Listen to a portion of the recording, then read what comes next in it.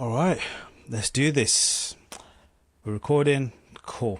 Hey everyone, welcome to the pod. That's going to be the working title so far of I guess the ShipTember podcast.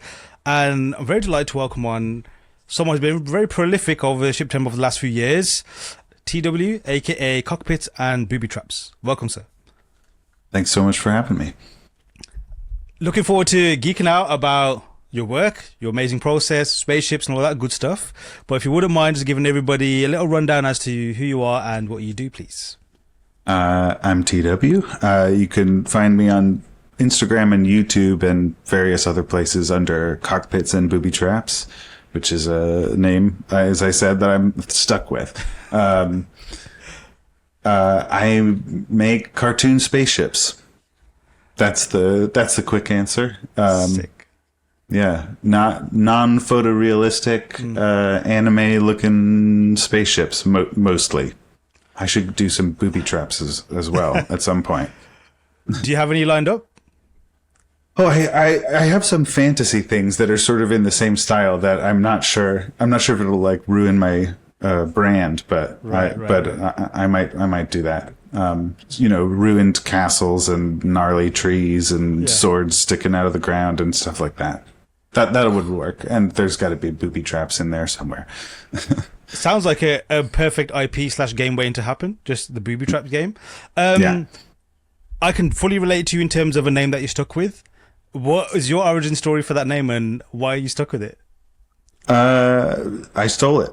Okay. I stole it from the Venture Brothers. There was it must be like 15 years ago. There was, for one of the seasons of the Venture Brothers, there were these, bus stop ads, and they just said, they had pictures of the show, and it said cockpits, ! Booby traps, ! And the Venture Brothers. And it was like a perfect encapsulation of the show, because it's a show that's obsessed with like comic books and Pulp Fiction and all this stuff, and also it's got like an immature sense of humor. So it just like everything there, and it made me laugh. And it's I didn't think about it very long when I went to make the name on Instagram, but that's what I thought. It just is a funny name. Awesome. Nice and organic as well, which I think is always sometimes the best origin story for names, especially when you overthink things and get too, like, I guess, corporate with it. It kind of becomes a bit cold. When did you kind of get it's not copywritten? Yeah, hopefully. Yeah. Or copyrighted. Yeah. We'll find out, I guess, one day. How long ago did you make that? And did you start off with space? Like, did you start off an art account? Was it meant to be like an art account when you coined the phrase and made it? Yeah, it was. I made it as a second account. I had my normal account, and I started messing around with 3D, and I was doing all sorts of things, and also stylized spaceships. And I just decided I'm going to make a second account for stylized spaceships, and of course that's the one that blew up for some reason. And so now that's my main one. But I haven't done much else other than that on there so far. When did you start this off? Like, was there something that kind of like led towards it, or was it something that you always wanted to do? Well, there's a very specific thing that led to it, but it's going to sound like a long story when I say in 2015, Rogue One was coming out. Okay. Ooh. First standalone Star Wars movie, very interesting sounding, and it's directed by Gareth Edwards. And I thought, who the hell is Gareth Edwards? And I looked him up, and he did the Godzilla movie from the previous year. Same question, like who, and then I saw his first film, Monsters, which he made like very, very, very cheaply. I guess it was like his friend was the actor, and his friend's girlfriend played the girlfriend, and they shot everything without permits, and then he did all the VFX by himself with some sort of off-the-shelf software. And I didn't know that was possible, and ever since then I've wondered what is the thing about VFX that makes it expensive? Like, what is, why is some really good and some really bad? Why is this one thing that's just like a guy dancing, but he's made out of spaghetti on Instagram? Why does that look better than anything I've ever seen in a Marvel movie? But then why does Jurassic Park look better? And like, I've had all these questions. I went to film school, but for sound design and audio post-production. Yes. I, like everybody, I always wanted to be a writer-director. But my plan was that I was going to come in sneaky from the side doing sound design, because at my school, if you're going to be in the directing program, you kind of had to be like a Batman villain. We had the cowboy guy who had the bolo tie and the 10-gallon hat and boots with spurs walking around Boston. We had the Patrick Bateman guy with the trench coat and the leather gloves and the suitcase that he carried everywhere. It's like you have to be this pretentious to be a director at this school. So I thought I'll just because the other thing about the school is that it's Emerson, by the way, Emerson in Boston. You spend more than 50% of your time working on everyone's student films. And by the end, you've done something in every department at some point, or been several departments on a shoot.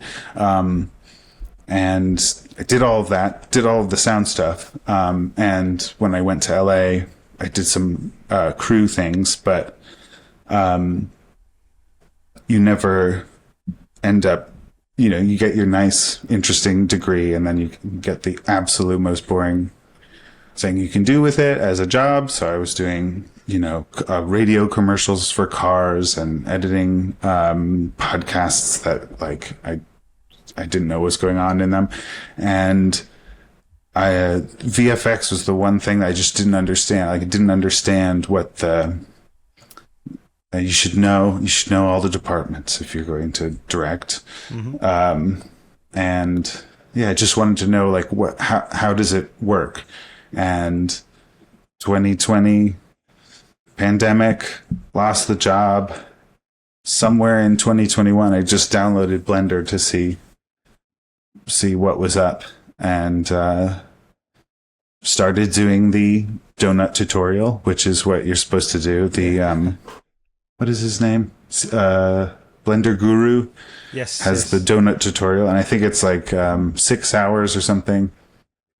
And I didn't make it. I made it maybe half an hour, and then I switched directly to Ian Hubert, and got on Ian Hubert's Patreon and started seeing the things that he did. And if you want to get into 3D, I can't recommend like a better way to go.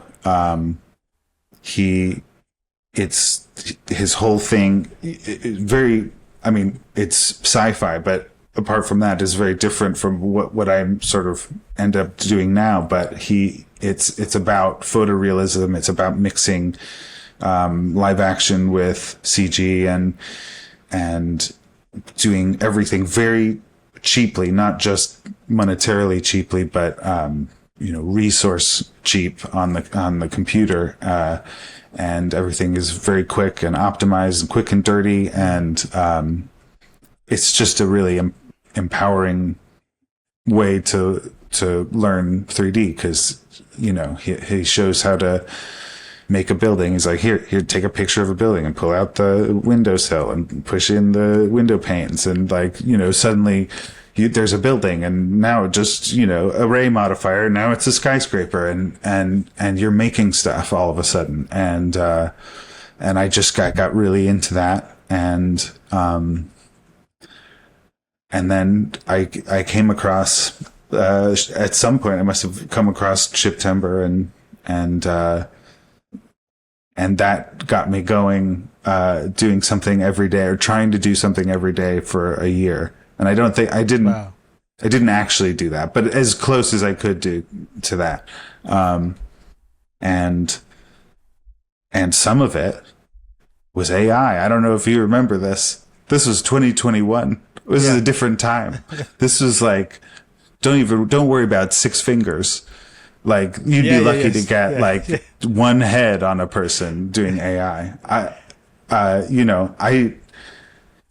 I don't use it anymore. When I was using it then, I was always labeling it for what it was. And I thought it was really interesting then, because it seemed to be doing things that genuinely like humans wouldn't do. Not that they couldn't do it, that they wouldn't do it because it's too grotesque and too weird. It's more like when they first showed these like neural networks, and they were like, it's a computer dreaming, and it was that kind of thing. Just like, I don't know, really interesting to look at and to experiment with, all of that is gone. Destroyed off of the internet because all of this AI crap, it's an interesting piece of technology, but it's going to lead to terrible, terrible things. So that was fun while it lasted, and on to bigger and better things. I forget what the question was. No, you gave me so many more questions to jump off from. Okay. I would love to talk about your film school journey. Well, we'll get to that in a moment. So before jumping into Blender, was that your first taste of 3D, or did you try it before that? No, that was my first taste of 3D. Nice. And sort of my first visual art thing. I've tried to draw in the past, and I'm not very good. But yeah, there's something about 3D, at least with Blender. There's something about the controls. I'm a very, very, very visual person, visual learner, and there's just something about the way that it works where you think of something and then you can make it. And if you can draw, you can think of it and then you can draw it. Right. And I can't draw the thing that I can think of, but I can make the thing that I can think of, or I can come close in 3D. And that is for someone who can't draw, that's so exciting to find out that it's possible to have a direct line to create the thing that you see in your head. I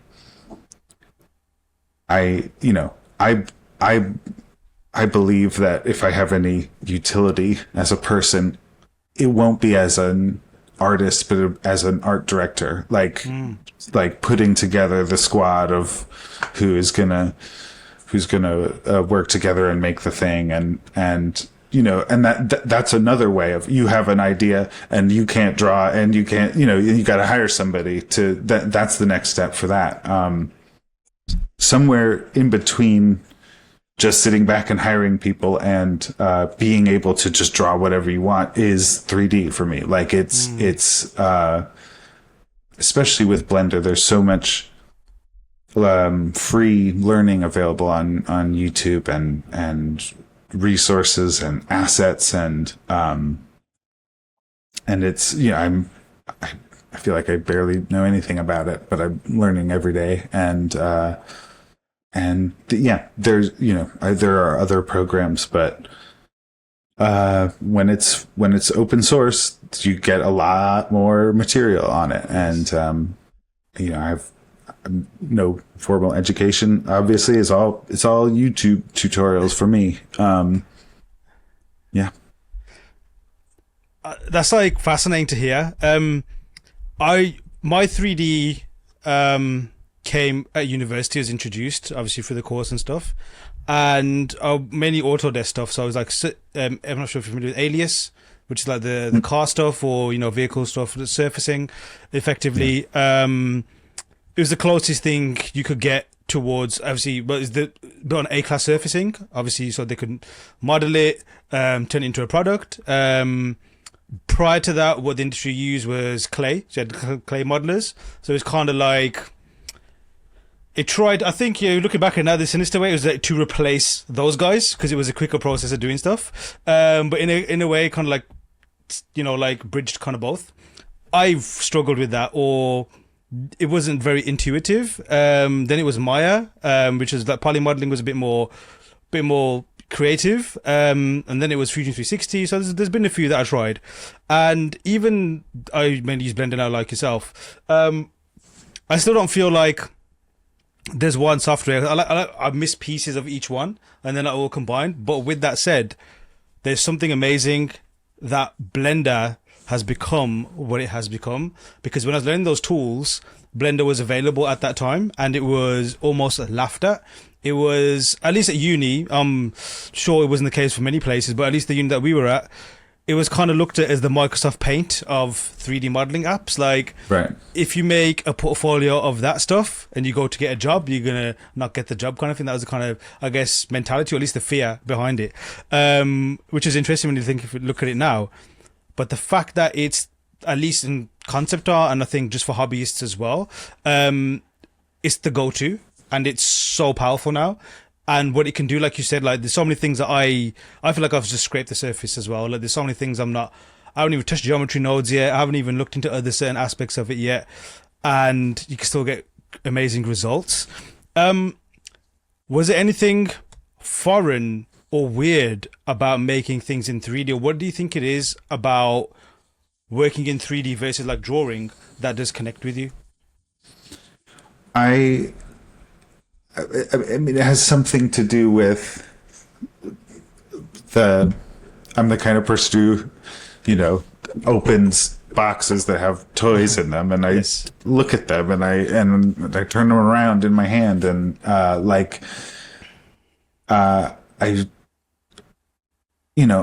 understand the concept of perspective in drawing, but it's just like when I tried to do it, it was just like a thing I had to try to figure out. Whereas that's one thing you're not trying to figure out. And that's like, that's built into 3D. And, I don't know, it gets me to the place where I can start, okay, if this is this, then we turn around here.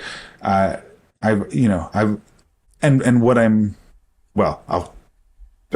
save that later. Fair enough. What do you love about it, and what do you hate about it, if anything? I mean, I love working really fast. Let me rephrase that. I like being able to work fast in a lot of different ways that this particular style that I use allows me to. So like I use Eevee, which is the more real-time, less realistic. I don't need realism for what I'm doing. I don't need ray tracing. And so I can just sort of look at it in real time and look around, and that to me is the difference between having fun and not having fun. I have a pretty good GPU. Like I've used it. I use it occasionally, and stepping away from the computer to render things that's going to take half the day. Like that's just, I don't spend a lot of time rendering because it's all pretty snappy, and that's I'd like to know generally what is going to happen when I've rendered something out too, and the way that I work, like you can see what it's going to look like before you hit that button. And there's something not fun about the way that things get bogged down if you're not being careful, because I'm not careful sometimes. when I'm having fun, nothing is optimized, nothing is, it's just and it works because it's really relatively light on the computer. I don't like UV unwrapping.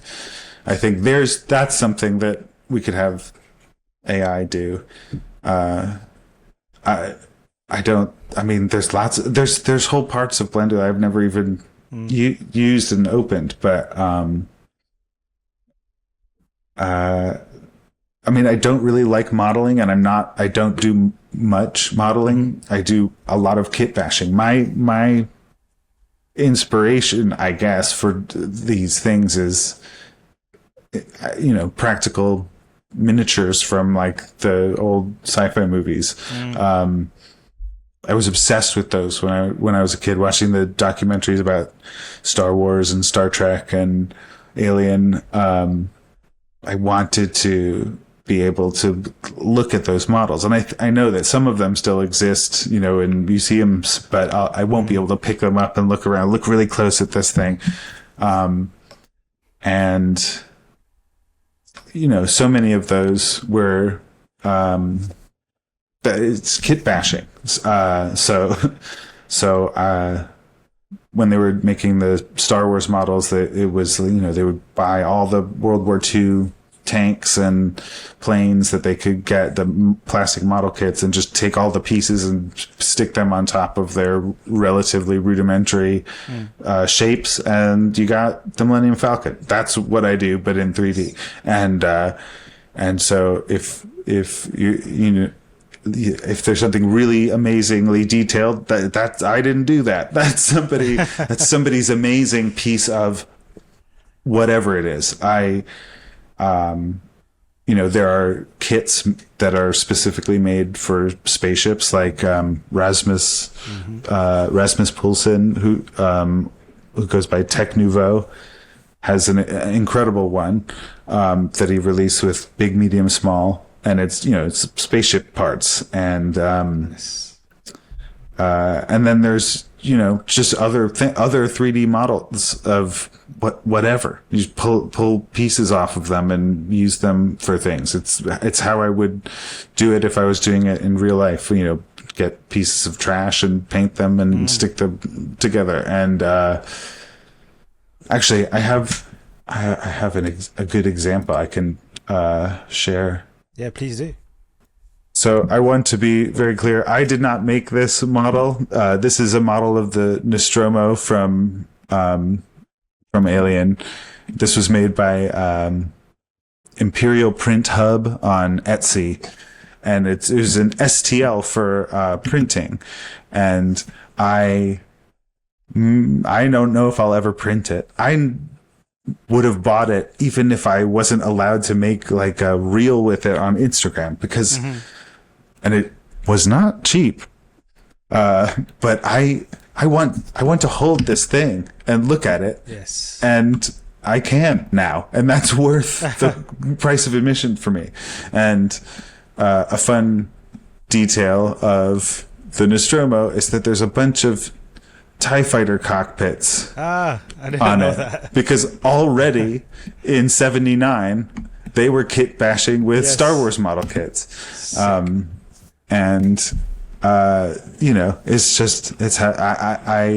I like that. I like the process. I like not having to model all of these things, because there's amazing. This by the way is oops, what happened? Gosh. This is a Tech Nouveau ship, covered in his own greebles. And yeah. So I'm going to stop sharing. So for you, it's more like, because I had definitely a very extended phase, and I totally can understand where you're coming from, where I was just kit bashing a lot. Like, it was just the go-to, like kit bash, shapes. My first ShipTember run was essentially 90% kit bashed. And there is like this amazing joy of like, you're almost studying it, you're eyeing it up like a chef and looking at the ingredient, and then I need this part, or this I'm going to do it. So for yourself, is it like more, like, it sounds like more art direction? Like, you know what you want to do with it, you know what you want to place with it, or at least what kind of, it's your subject, your muse, and you kind of like want to see what you can get out of it, I guess?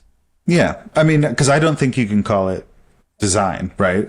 All the pieces are already designed. So it's not really design. You're sort of finding it. Yes. And any of the design in it can be credited to other people, which I try to do when I can, and I will try to do when I see things, and I'm going to forget somebody, and I'm going to mispronounce somebody's name, but I'll do my best. But yeah, I am more interested in the end result, I guess, which is the sort of the shading and the stylization of everything. Do you have your favorite stores, I guess, like to get crits? Do you have like certain kind of like or even go-tos? What to get pieces? Kits. Yeah. Not really. I mean, I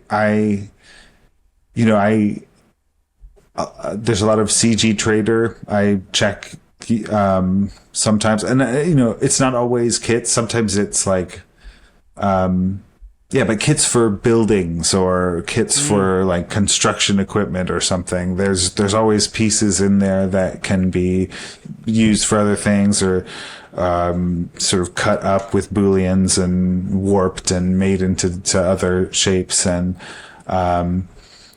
there's a moment, I think everyone who does 3D must have this at some point, where you're like, I need a pine tree, and you're okay, well, here's a pine needle, and here's and then you see that somebody has made a pine tree for sale somewhere, and it's perfect. I mean, it's perfect. It's so perfect that the name of it in the store is its scientific Latin name, and you'll never in a million years make a pine tree so good. I mean, you could try, but like, it's been done already. So just buy it or license it. Unless, you're making a movie about pine trees. But if you're making a movie about something else entirely that just needs pine trees in the background, like, it's been done better than you can ever do it. And you go, oh, and and it's just, I don't know. I mean, I'm sure there are people who model absolutely everything themselves, and that's great, but it's not what I'm after, really. Mm-hmm. And then there's another thing that you notice at some point when you're doing 3D, which is you can make something and then copy it and paste it. and if it's like a street lamp, you only need to make the one, and you just have all the street lamps, and wow, it's amazing. It's an amazing sort of feeling of like once you've got something, you've got a million of them if you want. So when you're looking for all these different kits, it's good. It's cool to hear that. You're shopping around almost everywhere, like looking almost at the junkyard, so to speak. Like any potential piece has a potential for your project. So I'm sure that the answer is probably all of them. But do you find that you go in with kind of like an idea, and you look for kits to kind of match what you're aiming for, or sometimes vice versa, where it's a case of like, let's have a look, and then, hey, that could be this? Or does the magic start happening when it gets into Blender? I would say at least now it's I start going and I just pull things from what I have, because I've spent so much money on CG Trader, buying things like a CG Trader, Sketchfab or Fab or whatever it is now, and Gumroad when people are selling their own stuff, like a megaphone, a really detailed megaphone, with all of the internal circuitry, and there was so much in that I could use for different things. And at this point, I just sort of see what I've got, see what kind of thing I need. I'm not as organized as I should be, but I've got these asset browsers. I've got like cylindrical things, and I've got sort of flat things, and because that's how my head works. So when I when I need the different shaped things, they're all in a folder sort of with each other, whether or not they are a spaceship engine that someone made, or a hair roller that I'm going to turn into a spaceship engine or something like that. I've got I've got enough stuff at this point to get along with. Right. Also, good having like really well topologized 3D models is like a learning experience. It's like the Tech Nouveau kit. Like they're all very well modeled, well optimized. Like you could learn a lot just by going into edit mode and seeing how it's all laid out. And so there's like an added utility to like seeing what better 3D modelers have done and like what they can do.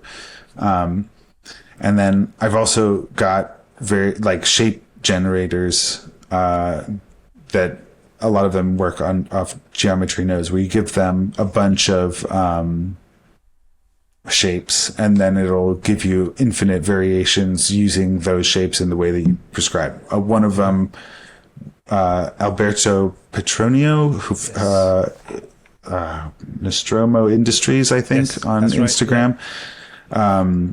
He made an amazing one of those that is sort of, he made all these parts and you can make infinite variations of, wings, turrets, hulls, out of his parts, or you can swap out each of those categories for like your own parts. And just seeing how that whole system works is like a very useful and educational thing. You kind of answered part of my question that I'm going to ask now, just now as well. What defines a good kit for you? And by the sounds of it, it's like you'll happily use anything and you can get use out of anything. But are there like certain kinds of way things are modeled that kind of just put you off and think like, yuck, I don't want to touch that? And also on the flip side, like which ones make you happy as soon as you open it? Like when you see great topology or maybe organized, like there's some that you could just tell, like, like say with actual physical material, like you could tell, okay, this is a quality piece of kit. We're going to have fun with this. And then sometimes you think, okay, this is going to be a hassle to kind of get any kind of use out of this. Do you have the same kind of things happen when you're dealing with 3D kits? Yeah. So I'm obsessed with line art and putting line art on the models. And I have a very old tutorial about it on YouTube, but it's very short and it still works. But you sort of have to model for outlines. You want the big chunky things that stick out and have sharp edges, which is not the way you would model something that was definitely not going to have line. There's like a specific thing. Things that I can modify, but when you just get like a real sharp,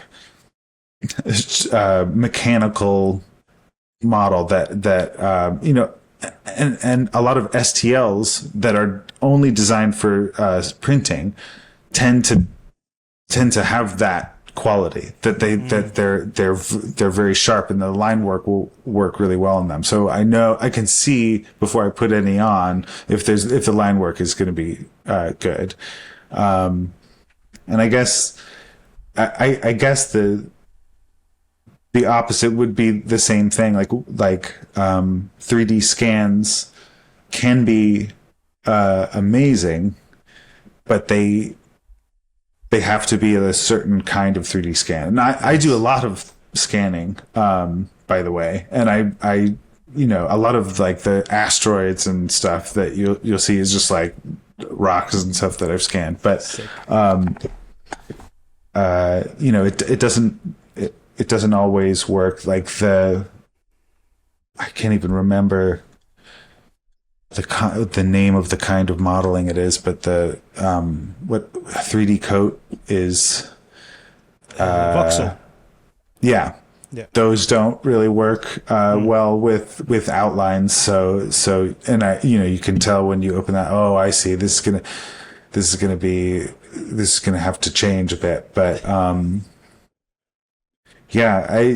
it's mostly just when you get those very fine details, I know it's going to pop with the flat shaders and the line art. And yeah, and you know, having modeled things myself, and I do my best, but it's like it's not the thing. I could get better at it, but there's like other things to be doing with my time, and I don't have to. And you know, it's pretty easy to have terrible topology on your models if you're not careful, if you're not doing it carefully. I wanted to learn more about getting organic shapes and rounded things, but also by getting panels onto those rounded shapes, so that you can still have definition in the outlines of things. But it's something I'm learning about. It's sort of either or. Like,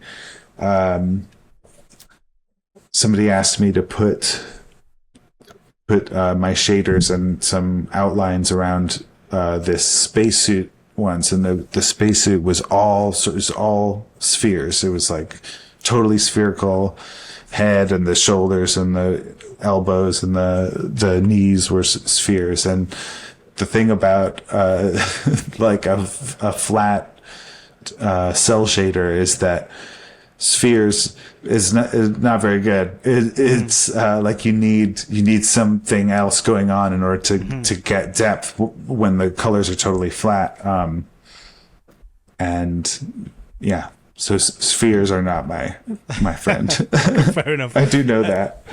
Where does your style come from? How deliberate is it? Obviously, you mentioned as well, like Eevee is more there, more for necessity, because it fits the way you like your workflow, the way you want to work, because of its immediacy. So I guess that's kind of like one of the things that kind of influences the final result. What other things influence your style? Well, so I have to say anime, although I'm not the anime fan that one might imagine. Right. Of course, I like the 80s stuff. Of course, I love Akira and Ghost in the Shell. And, you know, I always say this in Akira, my favorite shots in Akira are of like door hinges and computer keyboards and stuff, like the background art for the cities. And I've like Macross and Robotech, and I've seen some of the things that I should have seen if I want to go around making anime spaceships, right, but I've not seen all the things I'm supposed to have seen. And I don't believe that I need to make it like orthodox to anime. I know it's possible to animate things on twos in Blender to give it that animated look, and it does look great, and it does look very nostalgic. But that's a human limitation, 12 frames a second, that we don't need to put on things. I like, if I'm gonna have smoke or something, I would love for that to be actual 2D animation on a card. And in fact, I hired an animator to make me some water sprays. Alicia Yoon, who you can see there's on some of my things. There's water spray, and that's actual loops of 2D animation, because I don't think anything can beat that. And whereas that is on twos or threes, I don't see any reason not to have the ships moving at 24 frames most of the time.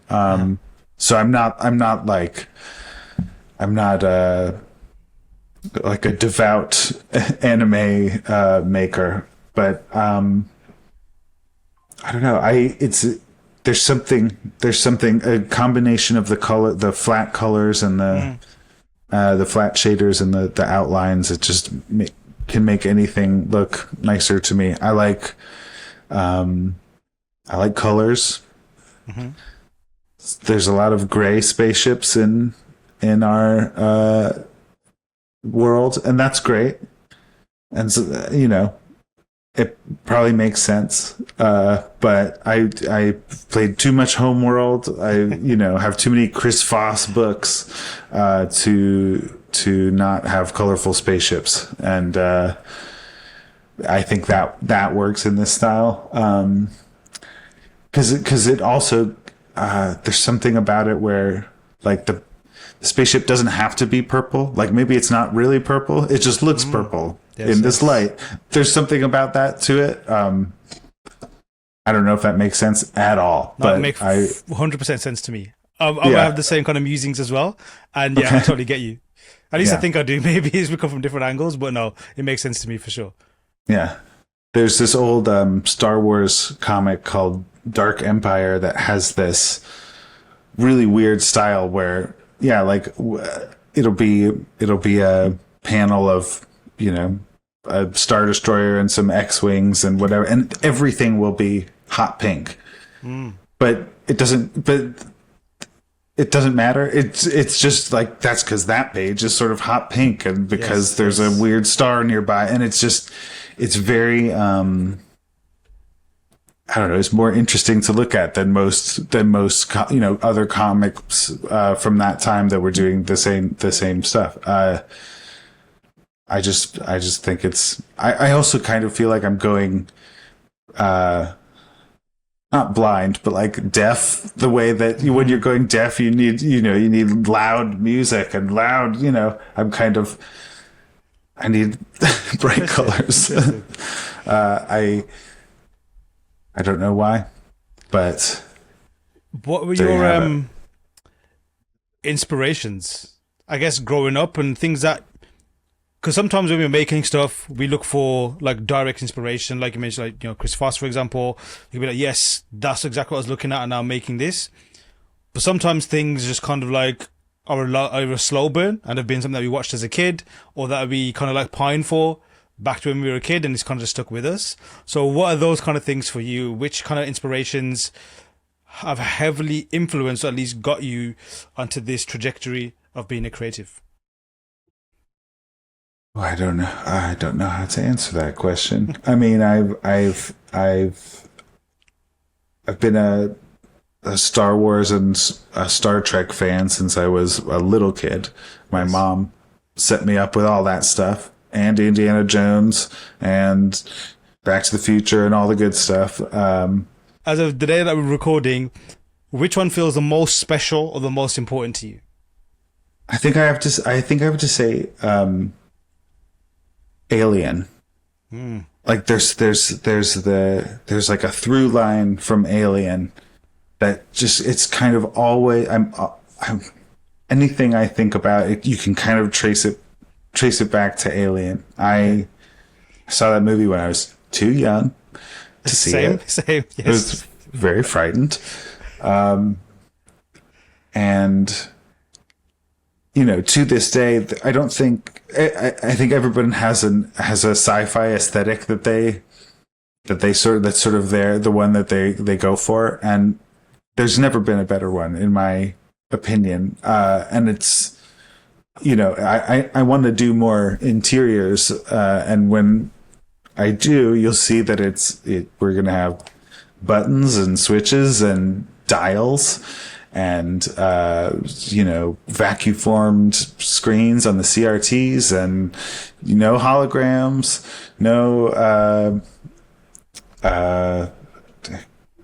whatever, like this very specific 70s 80s, this must be what the future looks like, from the perspective of the 80s. That the new Naughty Dog game, Heretic, I don't know what it's called, is totally that. She's got like VHS tapes and stuff on the spaceship, and it's I think there's something about that particular level of technology, the the griminess of everything, the padded walls, like the fact that it looks like a crappy place to work, Yes. and the way that design language has been pulled throughout all the movies, I think is so consistent and so it even more than Star Wars, which they do a really good job of too. I think to sort of, what looks like Star Wars when you see a Star Wars building or Star Wars ship or something, but I think Alien, like, for I guess a relative underdog, I guess, compared to Star Wars, it's got such a distinct. And I'm just talking about the Alien is one of the greatest pieces of design ever, and I'm just talking about the human stuff, the Ron Cobb design stuff. But yeah, I sort of check things against that design aesthetic all the time, even sort of unconsciously sometimes. So it's got to be Alien. No, that's so well put, and yeah, no arguments against that whatsoever. Over time, like, I've slowly learned to respect that even more. I overlooked it so much, even though one of my biggest inspiration is Aliens in particular, because of all the stuff that goes on in there and how visually awesome it is. And in terms of like company and stuff, or like fictional companies like Wayland Yutani is like my number one of, like, dystopian kind of like evil corp kind of things. But yeah, no, like, how mature it was and how well crafted it is, I've only appreciated it as I've gotten older and getting older, like how epic it is. Before we move on to the next stuff, I'll just ask one final question. Well, back to the beginning of what we mentioned. What got you into film school? Well, what got me into film school? No. I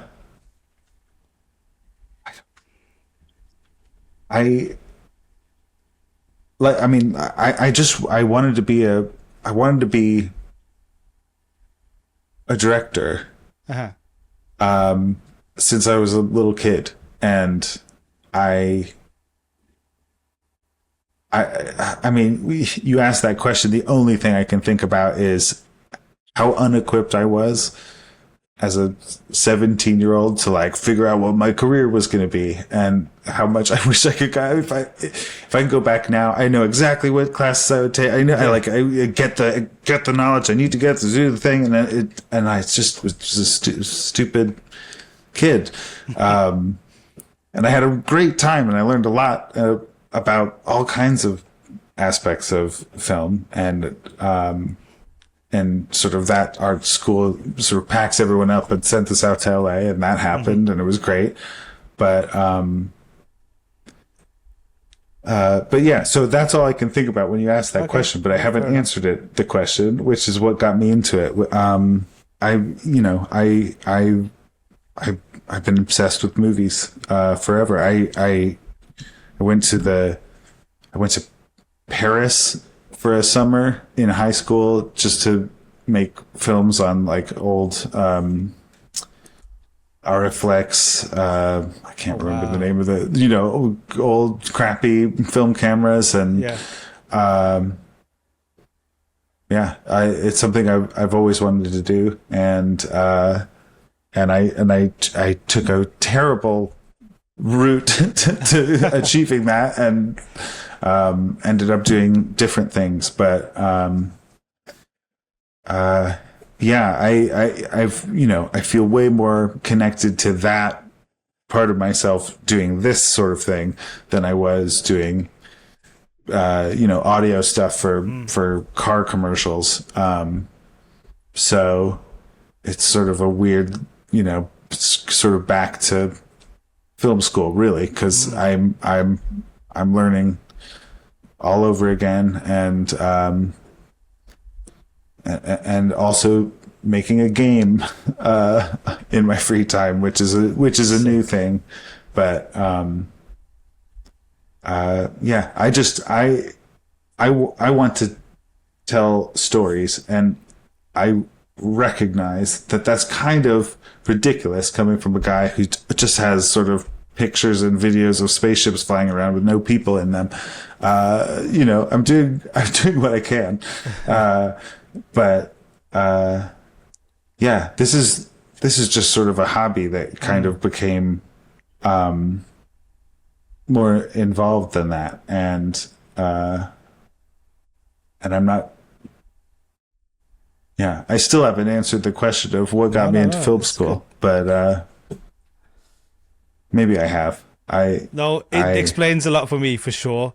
And it's a lot that I can relate to. I started off with one thing, meandered, and I'm in this weird not adjacent place, but at the same time, it's like, it's okay. Like, it's fine. And regarding your desire to tell stories, and obviously making films and the game and everything, I think a lot of people can relate to that desire and that want and that need to, like, I have something I want to tell or share, or I could be good at this. Putting you on the spot, do you back your ideas? Do you back the stories that you want to tell? Like, do you feel like within yourself that they need to be told? Yes. Well,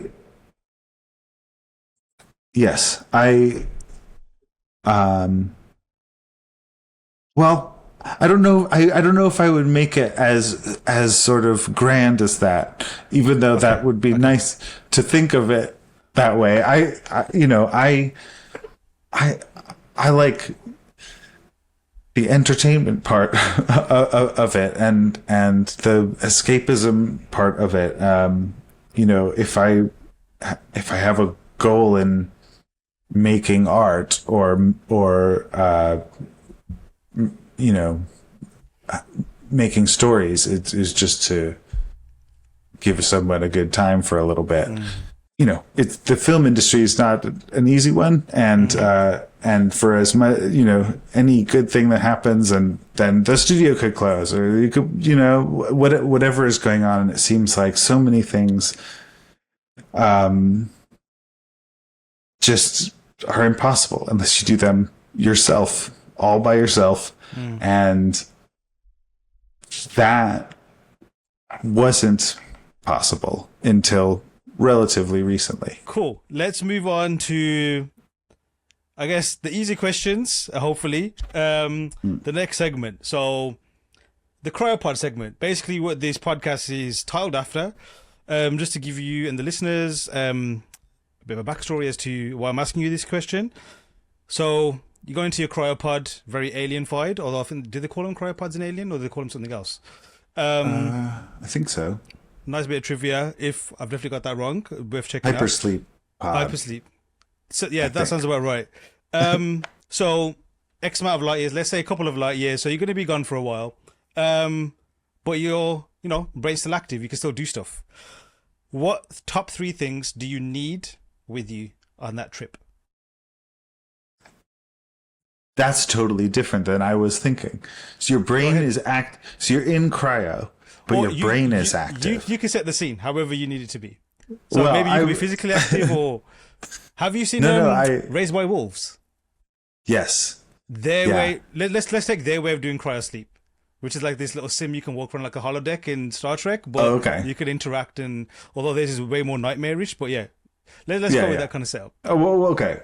Well, so this same answer, okay, whether or not it was a real or virtual ship's cat, at least one of them. I feel like cats would be on board with a spaceship, and you got to have a cat. And I guess they'd be in cryosleep too, so they would be in the simulation with you, living their best life. We can make some tech for that, but we'll make that happen. Maybe they get to be like a lion or a tiger, just inside the thing. You need some companionship. So I was going to say, I thought that what I thought this question was what do you want when you wake up from cryosleep? We can go with that. I'm happy with that. Okay, so I got to shout out fresh fruit. Okay. So we don't get scurvy. If you're going to be in cryosleep, you're going to have, we're talking about a long time. Long time, you're talking about recycling oxygen. You're going to want some trees or plants to filter the air. So you might as well have like an orchard on board with some fresh fruit, which is a great time for me to say that,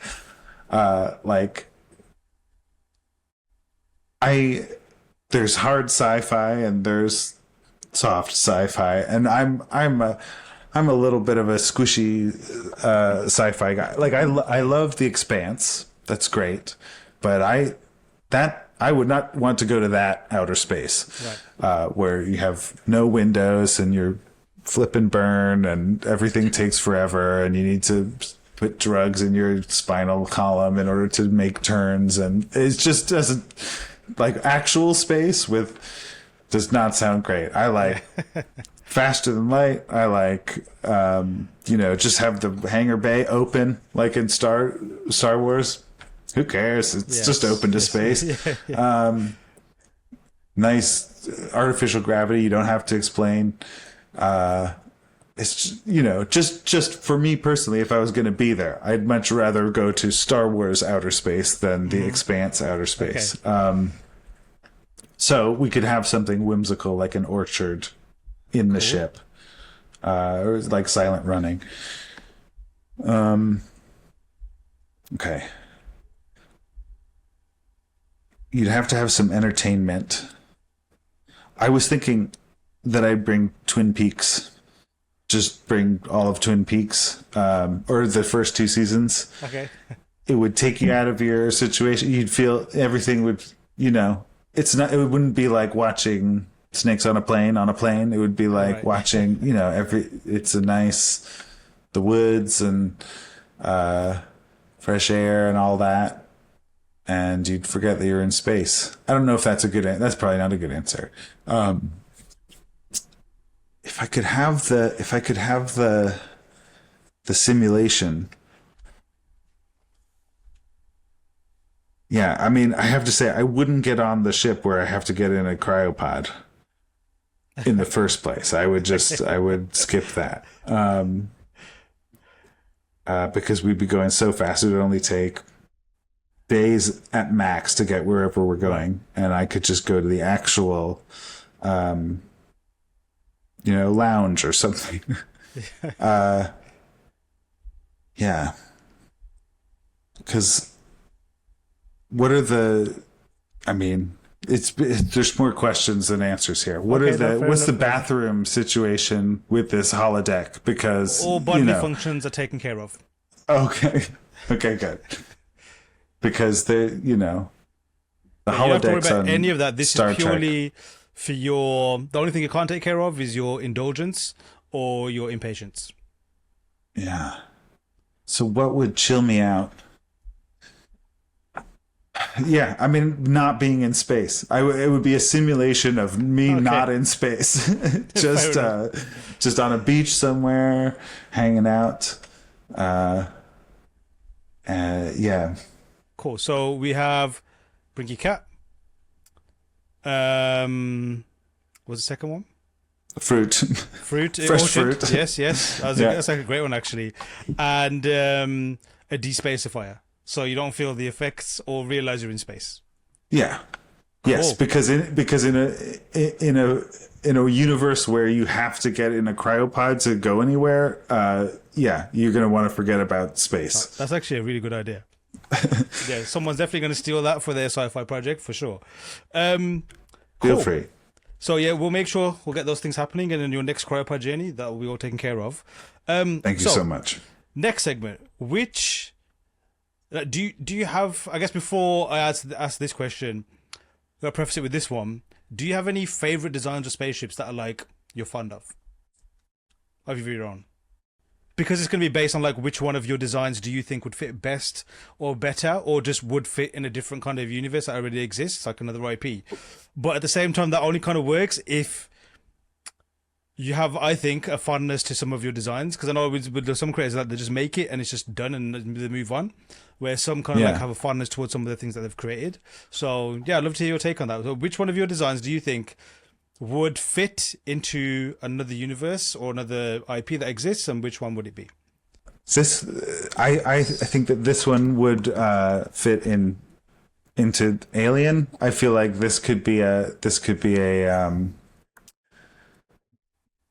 some sort of a utility ship in the Alien universe. It looks, poorly designed. It just does what it does, and nothing else. This, by the way, is mostly Tech Nouveau stuff. Yeah. Or I think these parts definitely are. And these are parts of a crane from another big, medium, small set.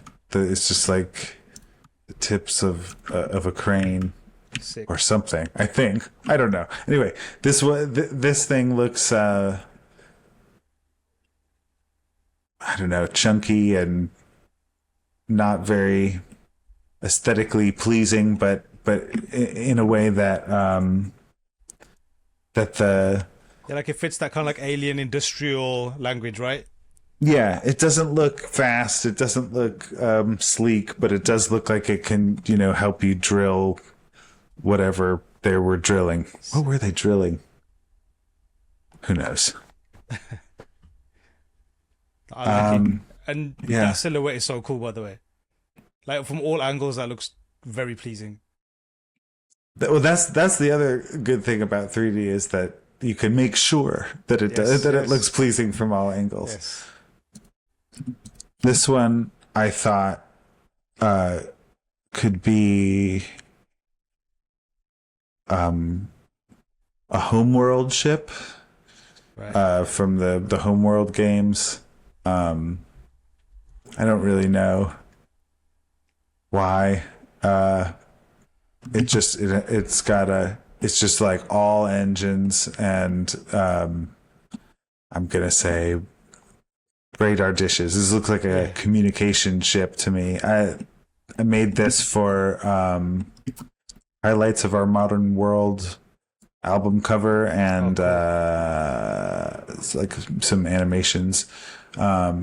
So there were a lot of this one flying around. And again, I think these are whoops. Never mind. This is one of the ones I already joined all together. I was going to pull some pieces off of it, but I joined it together so I can do this effect. Awesome. Yeah. Cool. So, on to the final segment, Spaceship Breakdown. Would you mind showing us one of your designs and giving us a bit of, I guess, a behind-the-scenes look as to how it came to be? Yes. I liked these. They're a bit... cool. Let me fix that. They're a bit whale-ish. Yeah, I can see. They have a Does it have a name? Do you name your ships when you make them? Not really. Okay. Because I could go on forever if I did that.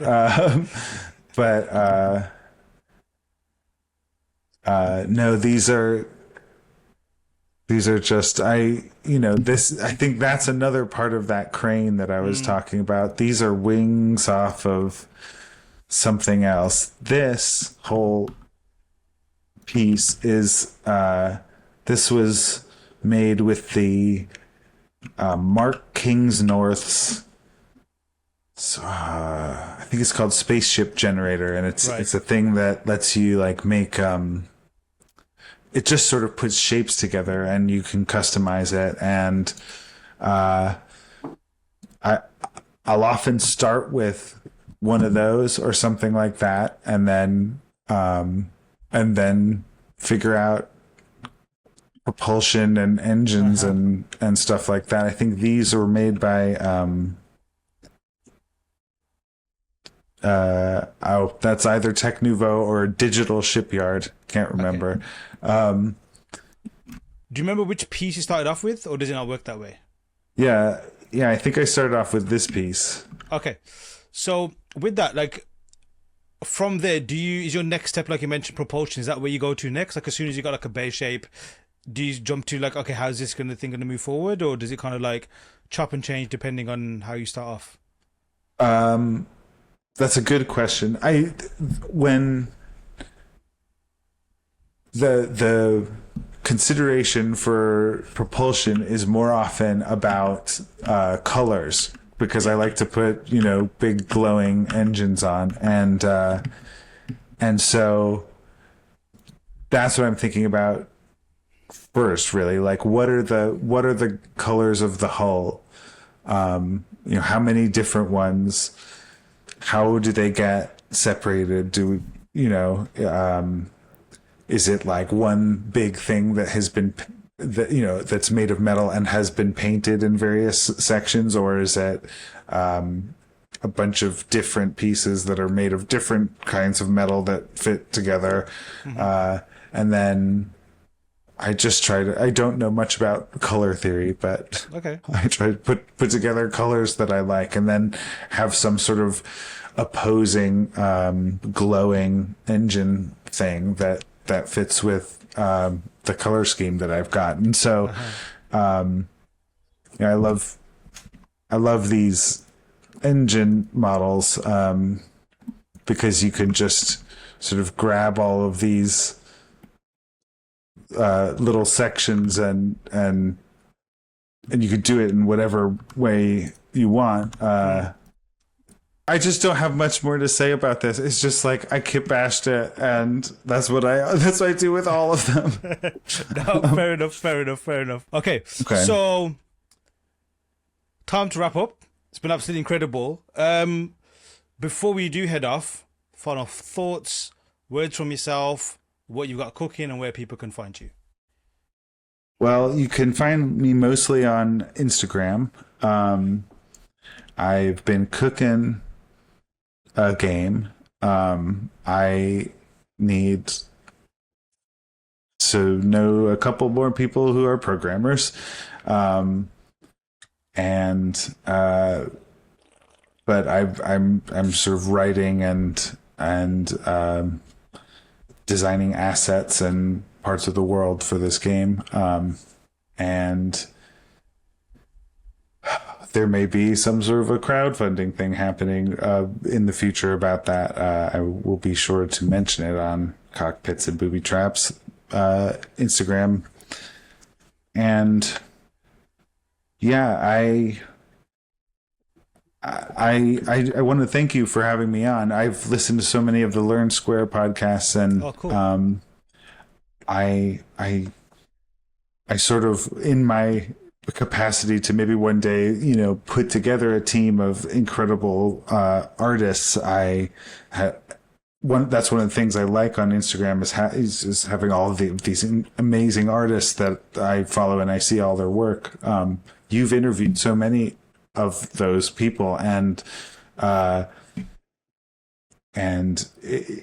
they have incredible experiences and anecdotes, and they can say, here's the thing that I made that I won an award for, and they have practical advice that has been put into practice. And I know it's not the same podcast, but I have none of those things to give. I hope that if I can give any advice to anyone or have been helpful to anyone, it's just that it's pretty easy to pick up Blender and learn it, even if you're an old dog who doesn't want to learn new tricks. Like, if I can do it, anybody can do it. And if this podcast can prove that, then I've done something good on par with the things that you do, talking to all these artists. I have imposter syndrome hard just talking to you, knowing who you've talked to. Okay. And yeah. No, totally cool. and don't feel the imposter syndrome at all. But again, I appreciate the, in a weird way, I appreciate the imposter syndrome because I get it every almost scenario. So I totally get where you're coming from. But no, it's been amazing chatting to you. Credible creative, credible artist. And I'm 1,000,000% certain that a lot of people will take a lot of positive things from this. And we'll definitely get some inspiration for sure. I can pretty much bet on that. TW has been absolutely amazing. And definitely, I'm sure this won't be the last time we'll do something like this. Great. Thanks so much. Sick.